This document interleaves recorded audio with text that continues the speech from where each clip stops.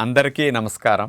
June 21వ తేదీ అంతర్జాతీయ యోగా దినోత్సవ సందర్భంగా మనందరం కార్తీక మాసం ధనుర్మాసం లాగా జూన్ మాసాన్ని యోగా మాసంగా గుర్తించి నెలంతా శారీరక మానసిక ఆరోగ్యాన్ని పెంపొందించుకోవటానికి నిజ జీవితంలో యోగాను ఒక భాగంగా చేసుకుని అందరూ ఆచరించాలని మన ప్రధానమంత్రి శ్రీ నరేంద్ర మోడీ గారు మరియు ఆంధ్రాను యోగాంధ్రగా మార్చాలని ఆంధ్రప్రదేశ్ ముఖ్యమంత్రి శ్రీ నారా చంద్రబాబు నాయుడు గారు ఇంటింటికి యోగా చేరాలని సంకల్పించారు. ఇందులో భాగంగా మనందరికీ తెలుసు, జూన్ 21వ తేదీ అంతర్జాతీయ యోగా దినోత్సవం.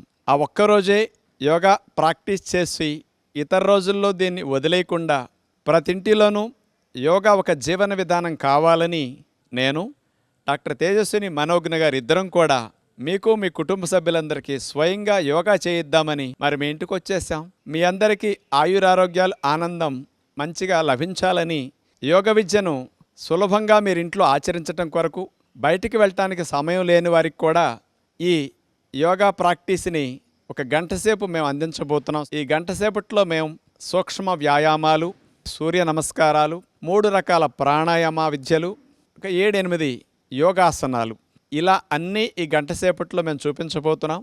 ఒక 21 రోజులు కంటిన్యూస్గా చేస్తే ఏదైనా ఒక అలవాటుగా మారుతుందని మన పెద్దల మాట. అందుచేత మీ అందరికీ యోగ విద్య ఒక జీవన విధానంలో భాగంగా అలవాటుగా మీరు సంవత్సరం పొడుగునా దీన్ని కొనసాగించి శారీరక మానసిక ఆరోగ్యాన్ని పెంపొందించుకోవాలని కాంక్షతో ఈ కార్యక్రమాన్ని అందరికీ అందించడం జరుగుతుంది. రాత్రంతా మనం పడుకున్నప్పుడు శరీరంలో అవయవాలు కండరాలన్నీ పట్టేస్తాయి. చంటిబిడ్డ చూడండి, నిద్రలేచిన తర్వాత ఒళ్ళంతా విరుచుకుంటాడు, కాళ్ళు చేతులు బాగా ఆడించి ఎలా వ్యాయామం చేస్తాడో మనము కూడా ఉదయం నిద్రలేచిన వెంటనే ఏ పనిలోకి వెళ్ళాలైనా పట్టేసిన అవయవాలన్నిటినీ తేలిగ్గా అన్ని సళ్ళొదిలేటట్టు చేసుకోవటానికి సూక్ష్మ వ్యాయామాలు చక్కగా ఉపయోగపడతాయి. అలాంటి సూక్ష్మ వ్యాయామాలు చేతుల దగ్గర నుంచి పాదాల వరకు అన్ని భాగాల్లో అవయవాలన్నిటినీ కాస్త రక్త ప్రసరణ బాగా జరిగేటట్లు, కండరాలు నరాలు సళ్ళొదిలేటట్లుగా చేసుకుంటే తర్వాత ఏ అభ్యాసం చేసినా శరీరం చక్కగా సహకరిస్తుంది. దాని కొరకు ముందు ఎవరైనా ఏది ప్రారంభించాలన్నా ముందు సూక్ష్మ వ్యాయామాలతో ఉదయం పూట ప్రారంభిస్తే రోజంతా ఫ్రెష్గా వారు యాక్టివ్గా అంటే చురుగ్గా ఉండటానికి ఈ వ్యాయామాలు చక్కగా సహకరిస్తాయి. అలాంటి వ్యాయామాల్లో ముందు మెడ వ్యాయామాలతో ప్రారంభిద్దాం. ఉద్యోగ వ్యాపారాలు చేసుకునేటప్పుడు మెడ ఎక్కువగా వంచటం వల్ల, చదువుకునేవారు కూడా మెడ ఎక్కువ వంచటం వల్ల మెడ నొప్పులు వచ్చి ఇబ్బంది పడుతూ ఉన్నారు.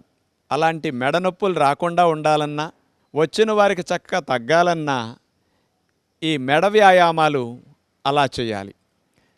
మెడ భాగాన్ని ముందుకి అటు వెనక్కి ఇట్లా 3-4 సార్లు చేసిన తర్వాత అర్ధచంద్రాకారంగా మెడని సైడ్ టు సైడ్ అంటారు దాన్ని, కుడివైపు నుంచి ఎడంవైపుకి, ఎడంవైపు నుంచి కుడివైపుకి అట్లా మెడ వ్యాయామం 3-4 సార్లు అభ్యాసం చేస్తాం. నిద్దట్లో మెడ పట్టేయటం కానీ, ఒక్కొక్కసారి ప్రయాణాలు ఎక్కువ గంటలు చేసినప్పుడు కూడా మెడ పట్టేయటం చేస్తుంది కదా, అలాంటివి లేకుండా పనిలో కూడా శ్రమ లేకుండా మెడ వ్యాయామాలు చక్కగా సహకరిస్తాయి. ఇప్పుడు మెడను అట్లా స్ట్రైట్గా పెట్టి లెఫ్ట్ నుంచి రైట్కి, రైట్ నుంచి లెఫ్ట్కి ఈ రకంగా తిప్పుతూ మెడ వ్యాయామం చేయగలిగితే మెడ కండరాలన్నీ ఫ్రీ అయిపోతాయి. ఇలా చేసిన తర్వాత ఇంతకుముందు పైనుంచి హాఫ్ సర్కిల్ అర్ధచంద్రాకారంగా చేసాం కదా, ఇప్పుడు కింద నుంచి అర్ధచంద్రాకారంగా మెడని తిప్పే వ్యాయామం ఇది చాలా బాగా ఉపయోగపడుతుంది.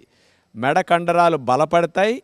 మెడ కండరాలు ఎక్కువ గంటలు వంచి కూర్చొని పనిచేసినప్పుడు టైట్ అవుతాయి. అవన్నీ ఇలా చేయటం ద్వారా ఫ్రీ అవుతాయి.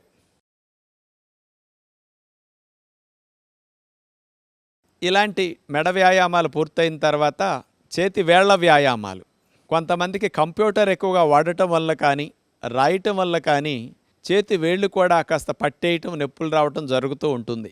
అలాంటి సమస్యలు తగ్గించుకోవటానికి, రాకుండా ఉండటానికి చేతి వేళ్లను అట్లా చాపేయటం, ముడవటం. చేతులు స్ట్రైట్గా పెట్టి చేసినప్పుడు బాగా ఫలితం వస్తుంది. ఆ తర్వాత 2 గుత్తి భాగాలని అటు పైకి కిందకి ఎంత బాగా పైకి ఎంత బాగా కిందకి అట్లా వంచగలిగితే బాగుంటుంది. తర్వాత ఇటు నుంచి అటు, అటు నుంచి ఇటు చేతి గుత్తి భాగాన్ని ఆ విధంగా మనం కదపవలసి ఉంటుంది.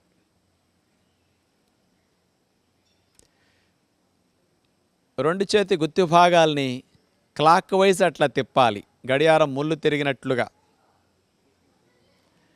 అట్లా 2-3 సార్లు చేసిన తర్వాత మళ్ళా రివర్స్లో చేతి గుత్తి భాగాన్ని అట్లా తిప్పితే ఇప్పుడు చూడండి, మోక చేయి వరకు భుజాల వరకు ఉండే కండరాలన్నీ బాగా ఉత్తేజింపబడతాయి. ఇప్పుడు మోచేతి వ్యాయామాలు. బరువులు మోసినప్పుడు మోచేతి భాగంలో నొప్పి రాకుండా మన మోచేతి భాగాల్లో కండరాలు, జాయింట్లు, లిగమెంట్లు ఇవన్నీ బలపడటానికి ఈ మోకచేతి వ్యాయామాలు బాగా ఉపయోగపడతాయి. ఇట్లా ఒక 5-6 సార్లు చేస్తే మోకచేయి జాయింట్ భాగం బాగా ఫ్రీ అయిపోతుంది. ఆ తర్వాత కూడా చేతుల్ని భుజాలకు సమాంతరంగా చాపేసి సైడ్ టు సైడ్ మోకచేతుల దగ్గర నుంచి అట్లా బెండ్ చేస్తాం.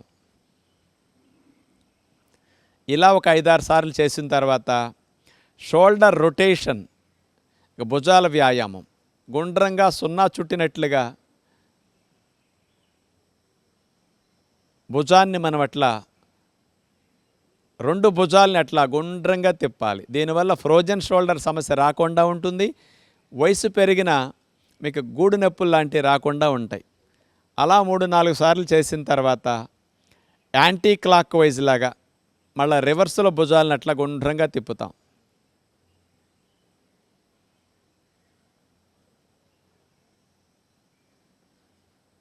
అలా మోక చేతుల దగ్గర నుంచి చేతుల్ని మడిచిన తర్వాత సైడ్ టు సైడ్ 2 మోక చేతులు దగ్గరకు వచ్చి ఆనే విధంగా తీసుకొస్తాం. మళ్ళీ వెడల్పుగా ఛాతీని విప్పేటట్లుగా చేతుల్ని వెనక్కి తీసుకెళ్తాం.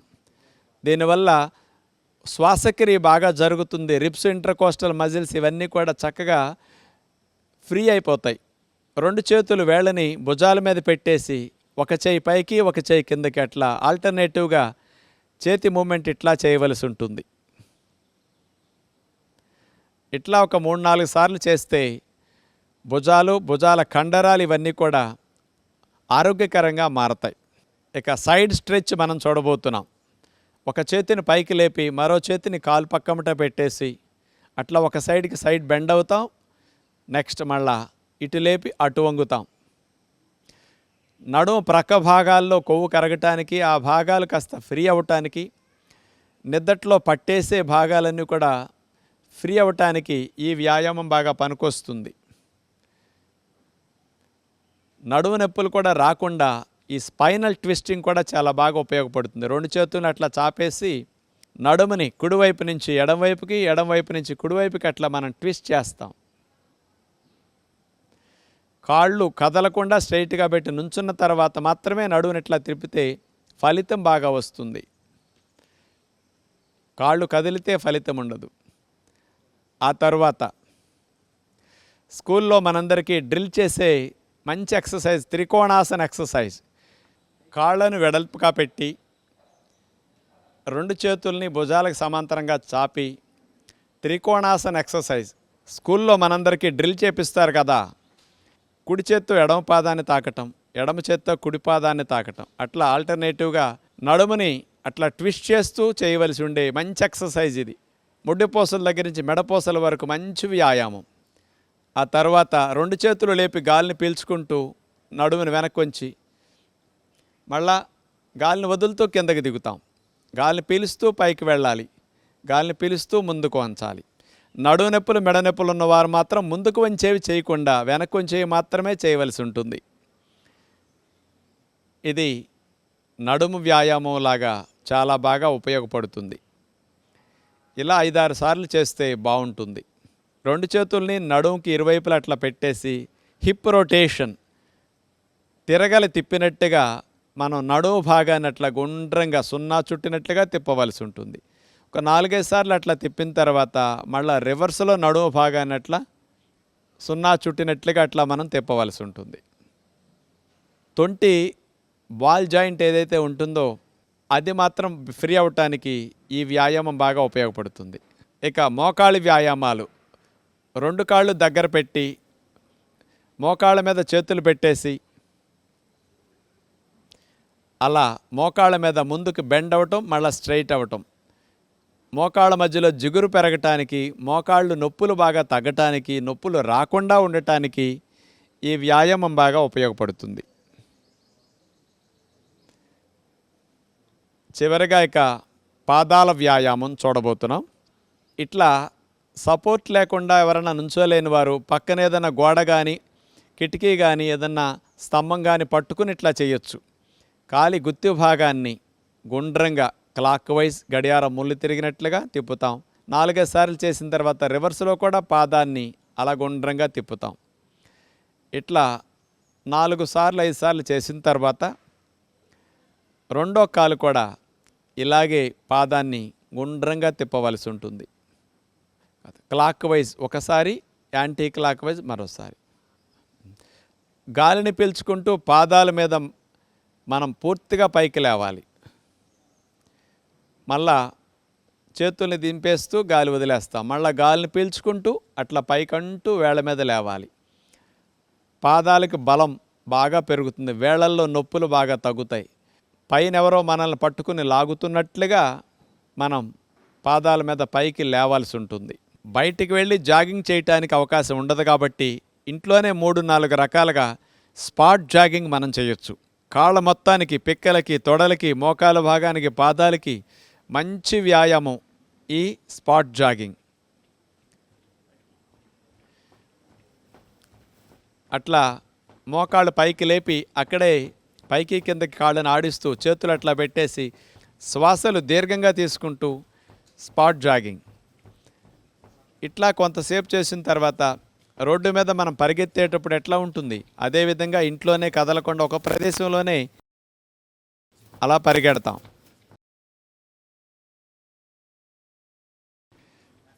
ఆ తర్వాత కాళ్ళను ముందుకు చాపుతూ అట్లా బ్యాక్ జాగింగ్. పిక్కల కండరాలు బలోపేతం అవుతాయి. వీటి వల్ల వెరికోజ్ వీన్స్ లాంటివి రాకుండా ఉంటాయి. వచ్చిన వారికి కూడా చాలా బాగా తగ్గుతాయి. కాళ్ళని రైట్ సైడ్ తిప్పితే చేతుల్ని లెఫ్ట్ సైడ్ తిప్పుతాం. అట్లా ఆల్టర్నేటివ్ మూమెంట్తో జాగింగ్. నడుముని అట్లా ట్విస్ట్ చేస్తూ, కాళ్ళని ట్విస్ట్ చేస్తూ జాగింగ్ టెక్నిక్ ఇది. 2 చేతుల్ని పైకి లేపుతూ కాళ్ళ మీద ఎగురుతూ జంపింగ్. ఇలా అలసిపోయిన శరీరానికి ప్రాణవాయువుని బాగా అందించడం కొరకు మోకాళ్ళ మీద చేతులు పెట్టేసి నోటి ద్వారా గాలిని కూడా బాగా వదిలేస్తే కార్బన్ డైఆక్సైడ్ బాగా బయటికి వెళ్ళిపోయి త్వరగా అలసట తగ్గుతుంది, ఆయాసం కూడా పోతుంది. అట్లా రిలాక్స్ అయ్యే విధానం. ఇవన్నీ సూక్ష్మ వ్యాయామాల్లో భాగంగా మనం చేసుకుంటే బాగుంటుంది.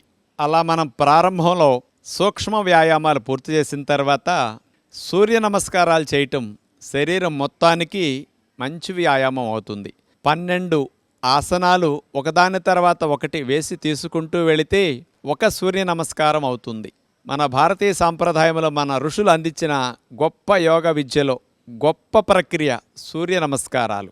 ఆసనాలు చేయటానికి సమయం లేనప్పుడు కూడా సూర్య నమస్కారాలు ఒక్కదానినే ఒక 21 ప్రతిరోజు చేయగలిగితే అన్ని వ్యాయామాలు చేసినట్లుగా శరీరానికి వ్యాయామం జరుగుతుంది.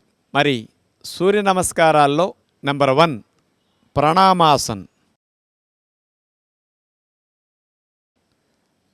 గాలిని పీల్చుకుంటూ. నెంబర్ 2 ఊర్ధ్వ హస్తాసన్, వెనక్కి అట్లా నడుమును వంచాలి. నెంబర్ 3 గాలిని వదిలేస్తూ చేతులు నేల కానిస్తాం, పాదహస్తాసన్. నెంబర్ 4 కాలుని వెనక్కి తీసుకువెళుతూ అశ్వసంచాలనాసన్, గుర్రం వలె మన శరీరాన్ని భంగిమలో పెట్టి ఉంచుతాం.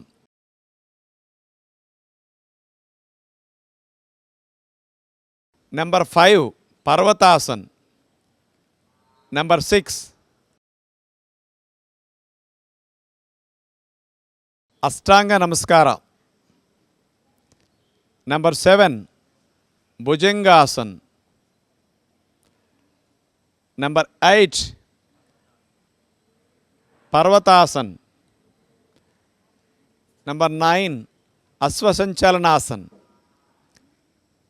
10 పాదహస్తాసన్. 11 ఊర్ధ్వ హస్తాసన్. 12 ప్రణమాసన్. ఇట్లా 12 ఆసనాలు చేశాం కాబట్టి ఒకదాని తర్వాత ఒకటి వేసి తీసేసాం. ఒక సూర్య నమస్కారం పూర్తయింది. ఇలాంటి సూర్య నమస్కారాలని కొత్తలో ప్రారంభించేవారు ఒక 6 సార్లు చేస్తే బాగుంటుంది. అలవాటు మీద రోజుకు ఒక్కొక్కసారి పెంచుకుంటూ వెళితే కూడా శరీరం సహకరిస్తుంది. ఇప్పుడు సెకండ్ రౌండ్ సూర్య నమస్కారం మనం చూడబోతున్నాం. 1 2 3 గాలిని వదిలేస్తూ ఆనిస్తాం. 4 5 6 7 8 9 10 11 12. ఇక థర్డ్ రౌండ్ సూర్య నమస్కారం. 1 2 3 4 5 6 7 8 9 10 11 12. ఫోర్త్ రౌండ్ సూర్య నమస్కారం. 1 2 3 4 5 6 7 8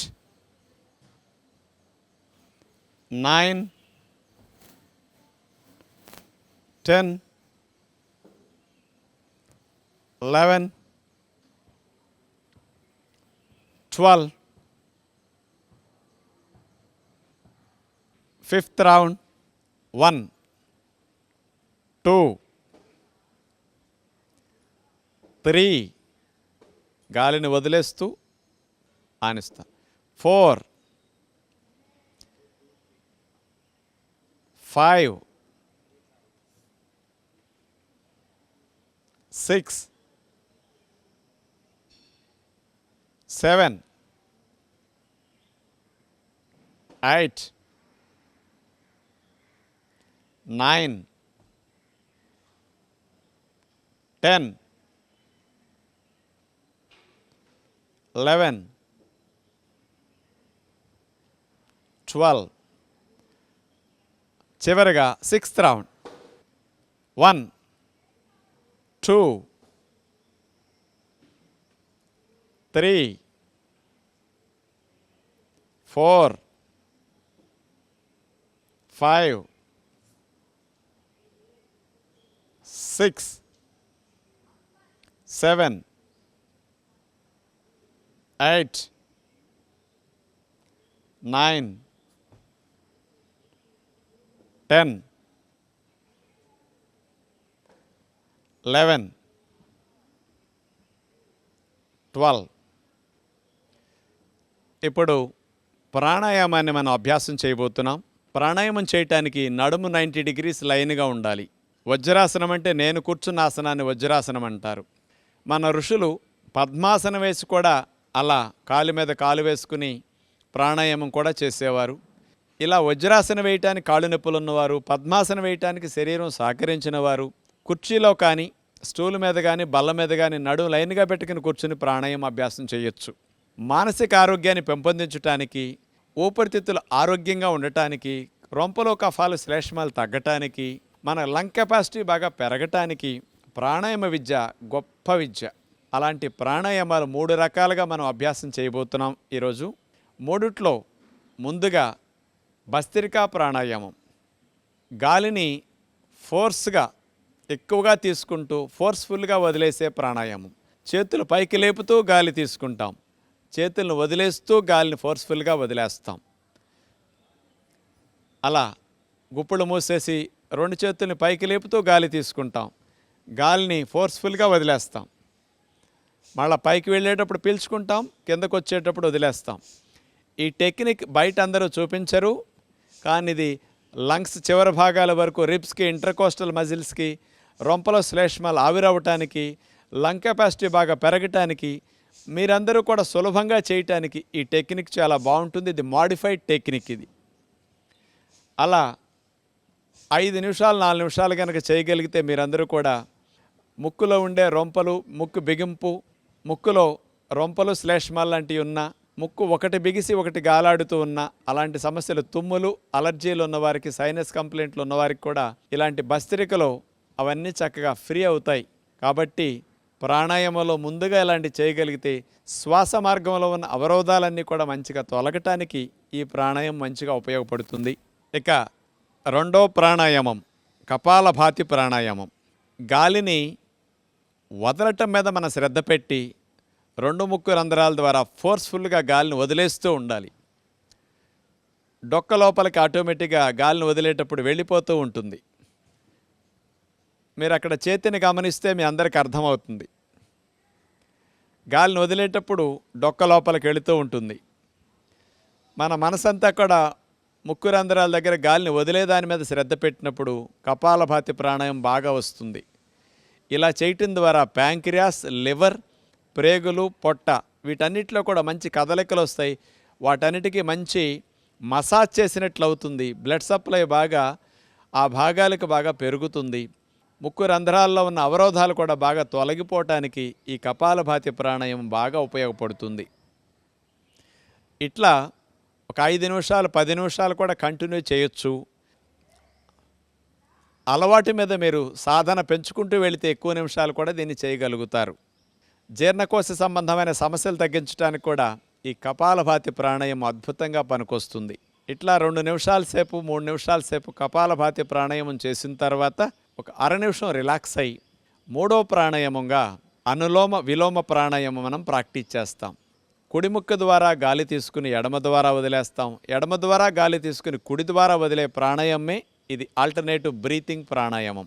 ఉంగరపు వేలిని ఎడముక్కు రంధ్రం మీద పెట్టేసి నొక్కేసి కుడి ముక్కు ద్వారా గాలిని దీర్ఘంగా తీసుకుంటాం.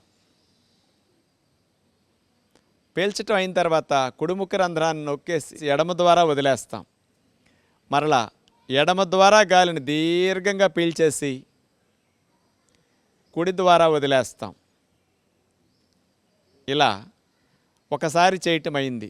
మరలా రెండోసారి కుడి ముక్కు ద్వారా దీర్ఘంగా పీల్చుకుని ఎడమ ద్వారా దాన్ని వదిలేస్తాం. ఎడమ రంధ్రం ద్వారా దీర్ఘంగా గాలిని పీల్చుకుని కుడి ద్వారా వదిలేస్తాం. అదే విధముగా మరలా రిపీట్ చేస్తాం. కుడి ద్వారా పీల్చుకోవటం, ఎడమ ద్వారా దీర్ఘంగా గాలిని వదిలేసేయాలి.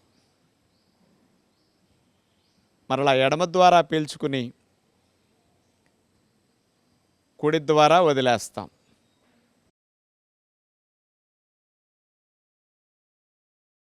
ఇలా మనం 4-5 నిమిషాల సేపు అనులోమ విలోమ ప్రాణాయామం చేస్తే మనసుకి రకరకాలుగా ఒత్తిడి ఉంటే తగ్గుతుంది. ఆలోచనల స్పీడ్ తగ్గుతుంది. శ్వాసలు దీర్ఘంగా వెళ్ళి రావటం వల్ల కూడా ఊపిరితిత్తులు కూడా చక్కగా శాంతిస్తాయి. గుండె వేగం తగ్గుతుంది, బీపీ తగ్గుతుంది, శరీరం అంతా కూడా చాలా బాగా రిలాక్స్ అవుతుంది. ప్రాణాయామాలు ఇట్లాంటి 3 ప్రతినిత్యం చేయగలిగితే చాలా బాగుంటుంది. తొలి శ్వాసతో మన జీవితం ప్రారంభమవుతుంది, తుది శ్వాసతో మన జీవితం ముగుస్తుంది. తొలి శ్వాస నుంచి తుది శ్వాస మధ్య వ్యవధే ఈ జీవితం. ఈ జీవితం సవ్యంగా సాగాలి అంటే ప్రాణవాయువును బాగా తీసుకోవటం తెలియాలి. మనకి ఆహారం తినటం బాగా తెలుసు, గాలి పీల్చుకోవటం బాగా తెలిస్తే శరీరము మనసు రెండూ బాగుంటాయి. ఋషులిచ్చిన విజ్ఞానంలో ప్రాణాయామం గొప్ప శక్తినిచ్చే అభ్యాసం. కాబట్టి ప్రతిదినం మనం ప్రాణాయామాన్ని తప్పనిసరిగా అభ్యాసం చేస్తే 10-15 నిమిషాలు శారీరక మానసిక ఆరోగ్యాలు బాగా మెరుగవుతాయి. ఇప్పటి వరకు మేము చూపించిన యోగ విద్యను మీరందరూ కూడా కుటుంబ సమేతంగా చూస్తూ ఆచరించినందుకు మీ అందరికీ ప్రత్యేకంగా ధన్యవాదములు.